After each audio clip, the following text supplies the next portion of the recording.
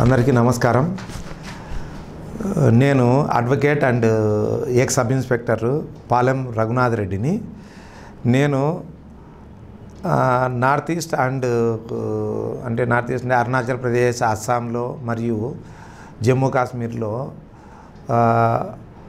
సశస్త్ర సీమా బల్ అంటే ఎస్ఎస్బిలో వర్క్ చేశాను. అప్పుడు నా ఎక్స్పీరియన్సు ప్లస్ పాకిస్తాన్తో రీసెంట్గా జరిగిన యుద్ధంలో విజయం సాధించడానికి గల కారణాల గురించి నేను అసెస్ చేస్తూ ఎక్స్ప్లెయిన్ చేయాలనుకుంటున్నాను. మొట్టమొదట యుద్ధంలో పార్టిసిపేట్ చేసిన జవాన్లకు, ఆఫీసర్స్కు, ఇప్పుడు స్వాతంత్రం వచ్చినప్పటి నుంచి పోరాడి మిసైల్స్ తయారు చేసిన మహామహులకు మనము చేతులెత్తి సెల్యూట్ చేయాలి. నెక్స్ట్, ఈ యుద్ధంలో భారత విజయం వెనక ఉండే కారణాలను గురించి ఇప్పుడు నేను అసెస్ చేయాలనుకుంటున్నాను. ఫస్ట్, నెంబర్ 1, భిన్నత్వంలో ఏకత్వం. కుల, మత, జాతి, ప్రాంతరహితంగా మరియు పార్టీలకు అతీతంగా యావత్ భారతీయులందరూ కలిసికట్టుగా నిలబడి గవర్నమెంట్కు సపోర్ట్ చేయడము, అదేవిధంగా సిస్టమేటిక్గా వర్క్ చేయడం వల్ల ఈ యుద్ధంలో కీలక పాత్ర పోషించడం జరిగింది. అందరికి కూడా, జవాన్స్కి కూడా మోటివేషన్ రావడం జరిగింది. వేరేజ్ పాకిస్తాన్లో అది లేదు. ఎందుకంటే వాళ్ళ ఇంటర్నల్ వార్ ఉన్నది ఇప్పుడు కంటిన్యూగా. ఎప్పుడు కూడా వాళ్ళు కలిసికట్టుగా లేరు. అటు మత ఛాందస్తవం అనుకోవచ్చు, మళ్ళీ సబ్ డివిజన్ మతంలో సున్ని అని, సియా అని చెప్పేసి, లేకపోతే ఈ ప్రాంతము ఆ జాతి ఈ జాతి అని వాళ్ళు ఇర్రెగ్యులర్గా ఉండడం వల్ల, వాళ్ళు యునైటెడ్గా లేకపోవడం వల్ల చాలా ఇబ్బందులు జరిగినాయి. అందుకే అది వాళ్ళ మెయిన్ వీక్నెస్, మన స్ట్రెంగ్త్. ఇంకా నెక్స్ట్, నెంబర్ 2, మన సిస్టమేటిక్ కాన్స్టిట్యూషన్ అండ్ అడ్మినిస్ట్రేషన్.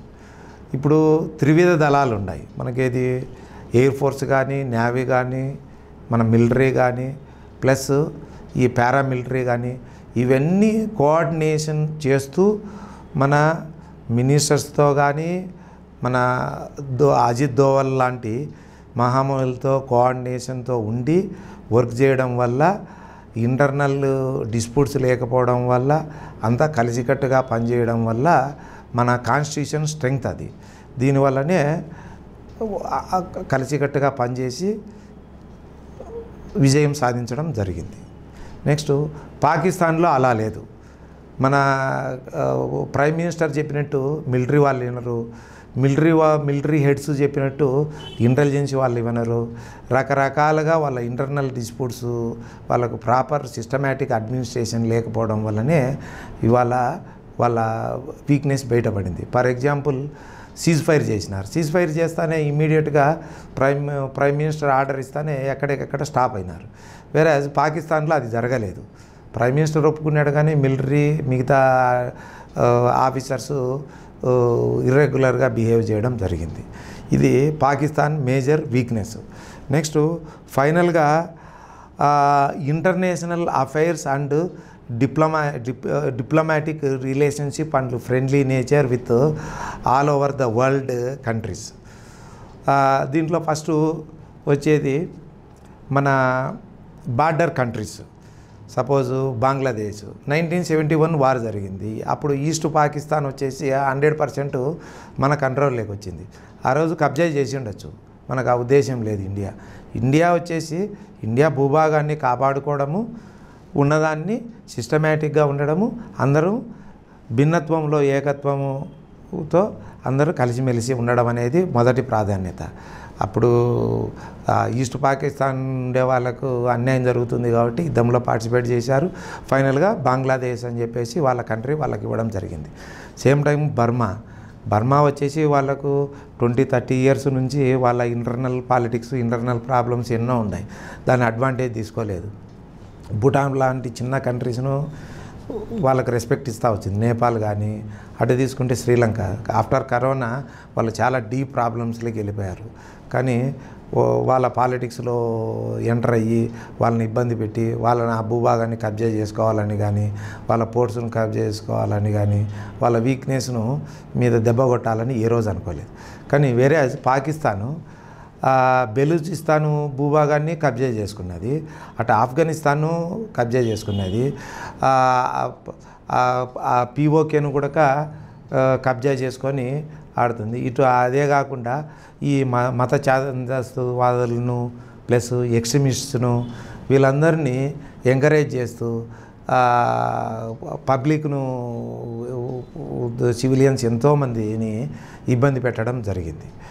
ఇంకా నెక్స్ట్ వరల్డ్ వైజ్ రిలేషన్షిప్ చూస్తే ఎక్కడ చూసినా ఒసామా బిన్ లాడెన్ లాంటి వాళ్ళని కానీ లేకపోతే ఇంకా మిగతా జైషే మహమ్మద్ కానీ లేకపోతే డిఫరెంట్ మత ఛాందస వాళ్ళను ఎక్స్ట్రీమిస్ట్ను ఎంకరేజ్ చేయడము, అమెరికా ట్విన్ టవర్స్ను కూల్చేయడము, ఇట్లా ఎన్ని విధాలుగానో ప్రపంచంలో అన్ని చోట్ల కూడా పాకిస్తాను అప్రతిష్ట పాల్గొనడం జరిగింది.